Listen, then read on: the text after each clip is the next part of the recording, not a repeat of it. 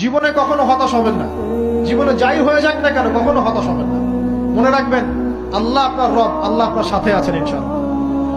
এই সমাজ আপনাকে যেভাবে শেখায়, কিভাবে শেখায়, এই যে স্কুল, কলেজ, ইউনিভার্সিটি, চাকরি, বিয়ে, সন্তান প্রতিপালন, আর তারপর ইন্না লিল্লাহি ওয়া ইন্না ইলাইহি রাজিউন, এই তো শেখায় নাকি?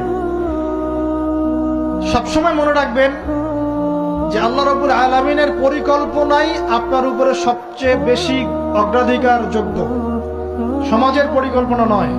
পরিবার আপনাকে চাপ দিচ্ছে, চাকরি পাস না, পড়াশোনা করিস না, হ্যাঁ পড়াশোনায় কেন তুই 80 নম্বর পাইলি না, কেন চান্স পেলি না, কবে চাকরি পাবি, কবে আমাদেরকে দেখবি, খাওয়াবি, পড়াবি, এই যে চাপগুলো চারপাশ থেকে আসে কিনা? এতে করে অনেক যুবক দেখা যায় মাদকাসক্ত হয়, অনেকে দেখা যায় আত্মহত্যা করছে, ইদানিং করছে কিনা ভাই? এই শব্দটা থেকে আমি এই পয়েন্টটা আজকে লিখেছিলাম যে ভুলেও আল্লাহর প্রতি বিশ্বাস এবং তাওয়াক্কুল হারাবেন না।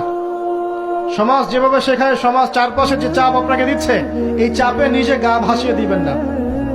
আপনি আল্লাহর কাছে দোয়া করবেন, আল্লাহর কাছে পথ চেয়ে নিবেন এবং আল্লাহর প্রতি তাওয়াক্কুল ভরসা করবেন। কখনো আত্মহত্যার পথ বেছে নিবেন।